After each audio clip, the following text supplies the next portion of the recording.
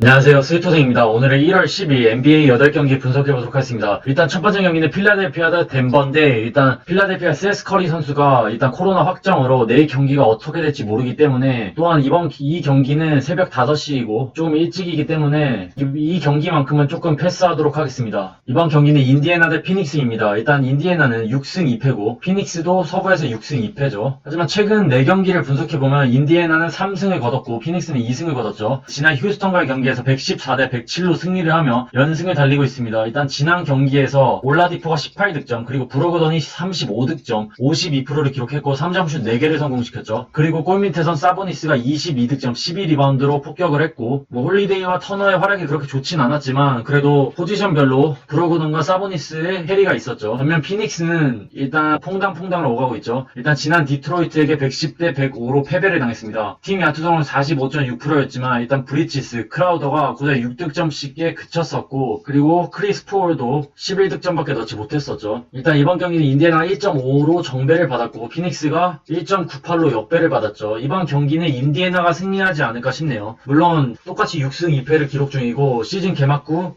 두 팀의 경기력이 매우 좋긴 하지만 그래도 이번 경기는 일단 체력적으로 인디애나가 훨씬 유리하죠. 3일 만에 경기를 치르는데 피닉스는 오늘 아침에 경기를 치렀기 때문에 백투백인 상황이죠. 그리고 오늘 경기를 보면 일단 피닉스는 디트로이트에게 110실점을 했고, 디트로이트를 상대로 생각보다 많은 득점을 내지 못하면서 꼴찌 디트로이트에게 패배하면 분위기가 좋지 못했었죠. 그래서 이번 경기는 확실히 최근 브로거던의 폼이 많이 올라왔고 올라디포도 나쁘지 않고, 그리고 사보니스 그리고 터너가 확실히 골밑을 지켜주고 있기 때문에 높이에서 조금 앞서는 인디애나가 피닉스를 상대로 승리하지 않을까 싶네요. 그래서 저라면 인디애나 승, 인디애나 핸디 승으로 갈 것으로 보이네요. 그 다음 경기는 워싱턴 대 마이애미입니다. 일단 이번 경기는 마이애미가 1.35를 받았고 워싱턴이 2.45로 역배를 받았죠. 일단 워싱턴이 2승 6패로 2연승을 달리긴 했지만 또다시 2연패에 빠진 상황이죠. 지난 보스턴과의 경기에서 패배, 브라이언트가 7득점에 그쳤었고, 그리고 웨스트브룩이 12득점, 야투성을 25%에 그치면서 웨스트브룩이 많이 좋지 못했었죠. 그래도 브래들리 빌은 최근 두 경기에서 엄청난 활약을 해줬고 41득점, 55.2%를 기록했죠. 반면 마이애미는 승패로 퐁당퐁당을 오가고 있긴 하지만 지난 경기에서 그리고 패배를 하긴 했지만 그래도 경기력이 그렇게 나쁘진 않았었죠. 일단 아데바요가 생각보다 많은 득점을 올려주진 못했지만 버틀러 선수가 살아났다는 게 포인트죠. 지미 버틀러가 지난 경기에서 26득점, 8리바운드, 야투 성공률 47.4%를 기록하면서 공격도 살아났고 수비에서도 좋은 모습을 보여줬던 버틀러였습니다. 또한 로빈슨이 16득점을 올려줬죠. 그래서 이번 경기는 마이애미가 일반승을 가져가지 않을까 싶네요. 상대 전적에서도 마이애미가 압도하고,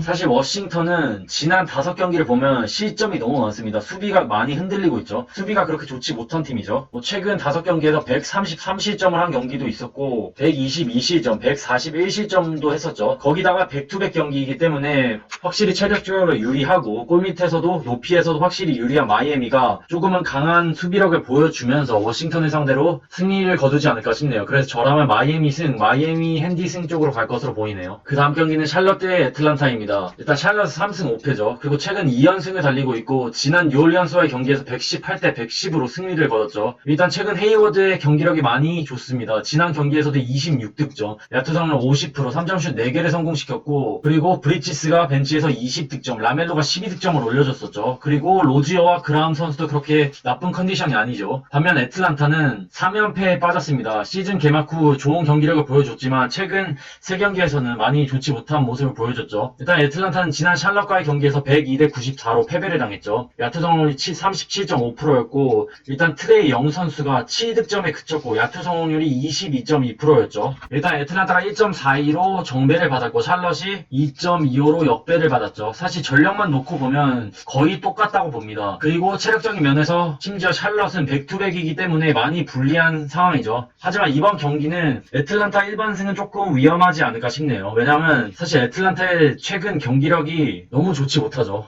수비도 수비인데 일단 공격, 그러니까 득점력이 너무 조조합니다. 최근 3경기에서 90점대를 기록했고 지난 샬럿과의 경기에서 샬럿이 그렇게 수비가 좋은 팀이 아닌데도 불구하고 94득점밖에 올리지 못했었죠. 확실히 트레이 영에 대한 압박 수비가 매우 뛰어났던 샬럿입니다. 그래서 체력적으로 많이 유리한 애틀란타일지라도 상대가 트레이 영을 어떻게 막아내는지 잘 알고 있기 때문에 샬럿이 충분히 비빌 수 있다고 봅니다. 그래서 저라면 이번 경기는 샬럿 핸디승 쪽으로 가는 게 낫지 않을까 싶네요. 그 다음 경기는 미러키 대 클리블랜드입니다. 미러키는 일단 승승승패를 오가고 있죠. 지난 유타와의 경기에서 131대 118로 패배를 당했죠. 일단 미들턴이 31득점 10리바운드로 더블더블을 기록해줬고 쿤버 선수가 35득점 야투성을 56%를 기록했죠. 반면 클리블랜드는 승패패승으로 2연패를 탈출한 상황입니다. 지난 멤피스에게 94대 90으로 승리를 거뒀죠. 오스만 선수가 16득점 낸스가 18득점 야투성을 100%를 기록했고 드루먼드가 더블더블을 기록해줬죠. 일단 미러키는 1.02로 정배를 받았고 클리블랜드가 5.92로 역배를 받았죠. 당연히 일반 승패는 너무 똥배당이라 건드리지 않는 게 좋긴 하겠죠. 그리고 사실 최근 4번의 맞대결에서 모두 다 미러키가 승리하긴 했지만 사실 이번만큼은 핸디가 조금은 불안하지 않나 싶네요. 왜냐면 물론 쿤버와 미들턴의 활약이 괜찮긴 하지만 벤치에서 DJ 어거스틴도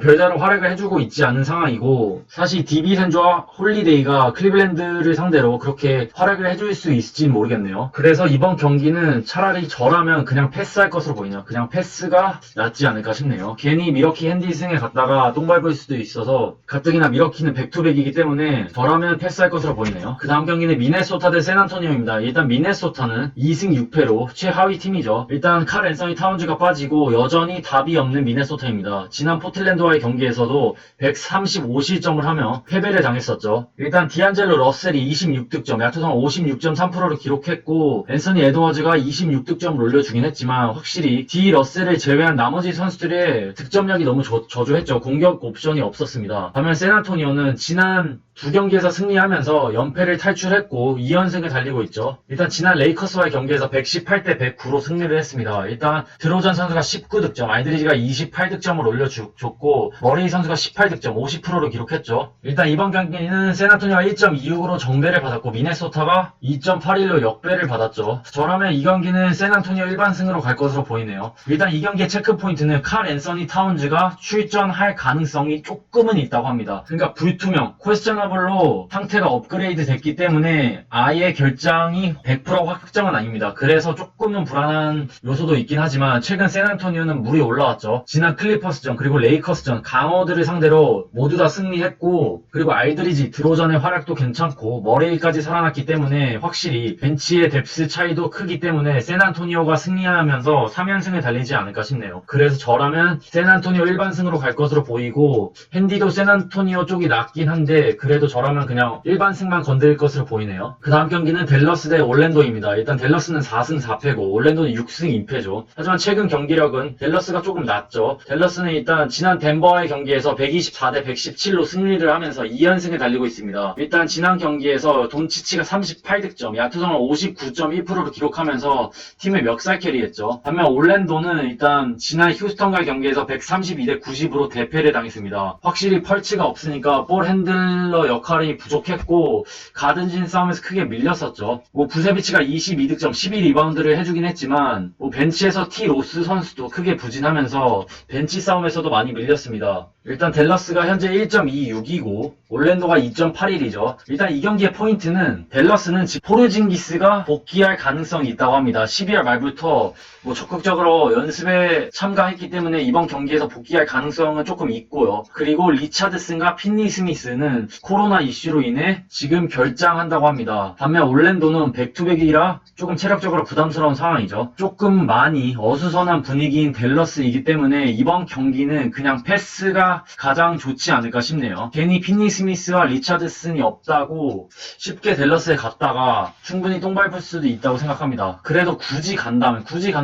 댈러스 쪽이 낫지 않을까 싶네요. 그 다음 경기는 세크라멘토 대 포틀랜드입니다. 일단 지난 4경기를 살펴보면 세크라멘토는 패패 승패를 오가고 있고 포틀랜드는 승패패 승이죠. 상대 전적에서는 3승 2패로 세크라멘토가 조금 우세했었고요. 그리고 지난 경기를 보면 일단 세크라멘토는 토론토를 상대로 144대 123으로 패배를 당했죠. 일단 세크라멘토는 지난 경기에서 팀 야투 성공률이 56.8%였는데도 불구하고 144실점을 하면서 패배를 했죠. 이 뜻은 선수들이 수비에 거의 집중 안 하고 공격만 했다는 것인데 사실 토론토가 그렇게 득점력이 좋은 팀이 아닌데도 불구하고 이렇게 많은 실점을 했다는 것은 것은 세크라멘토의 수비력이 많이 좋지 못하다는 걸 뜻합니다. 일단 지난 경기에서 반스가 21득점, 베이글리가 15득점, 홈스가 10득점을 올려줬고 히드와 팍스도 두 자릿수 득점을 올려주면서 뭐 공격만큼은 괜찮았지만 수비가 전혀 없었죠. 수비가 전혀 없었기 때문에 이번 경기도 조금 불안한 면이 있고 일단 세크라멘토는 백투백이죠. 반면 포틀랜드는 지난 미네소타와의 경기에서 135대